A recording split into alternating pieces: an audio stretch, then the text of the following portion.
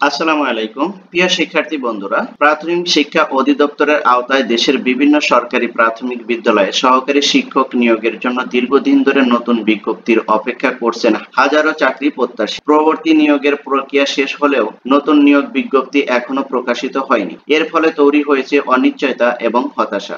বিশ্লেষণে উঠে এসেছে মূলত কিছু প্রশাসনিক জটিলতা, বাজেট অনুমোদনের বিলম্ব এবং কোটা সংক্রান্ত নীতিগত অস্পষ্টতাই এই প্রক্রিয়াকে ধীর করে দিয়েছে।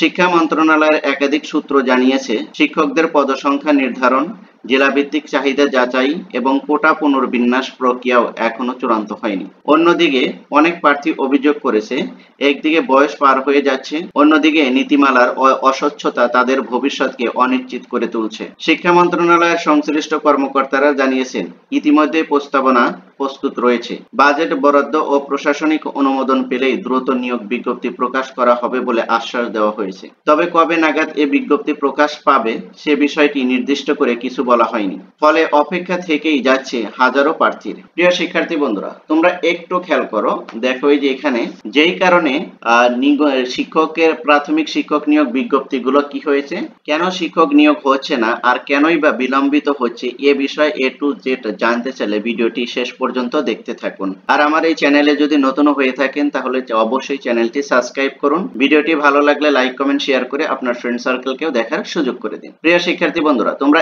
এদিকে একটু খেয়াল করো, এখানে একটু খেয়াল করলে বুঝতে পারবে যে কারণে ঝুলে আছে প্রাথমিক শিক্ষক নিয়োগ বিজ্ঞপ্তি। কি কারণে ঝুলে আছে দেখো, এই যে এখানে আমরা যদি একটু পড়ি তাহলে বোঝা যাবে যে আসলে কি কারণে শিক্ষক নিয়োগ বিজ্ঞপ্তিটা ঝুলে আছে।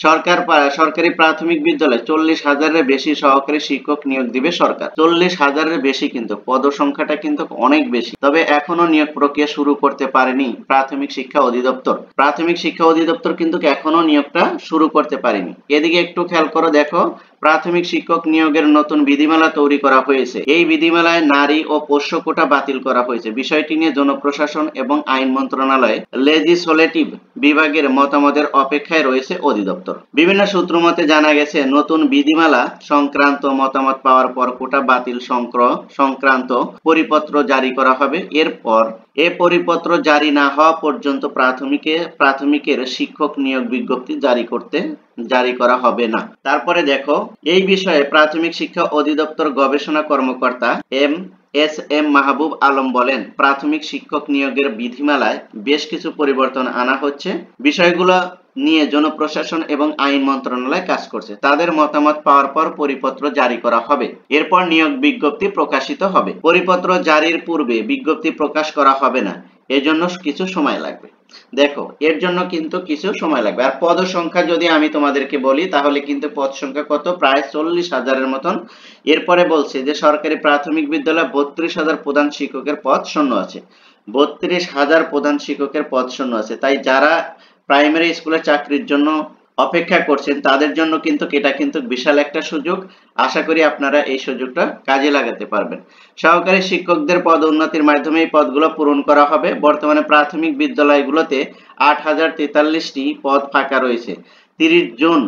30 জুন পর্যন্ত এই সংখ্যা 10,000 বা 12,000 হয়ে যেতে পারে। এছাড়া সঙ্গীত শারীরিক শিক্ষা বিষয়ের জন্য 5,166 সহকারী শিক্ষক নিয়োগ দেওয়া হবে। ফলে সব মিলিয়ে প্রায় 1.5 লাখ শিক্ষক নিয়োগ দেওয়া হবে। দেখেন, বিশাল একটা কিন্তু নিয়োগ আসতেছে।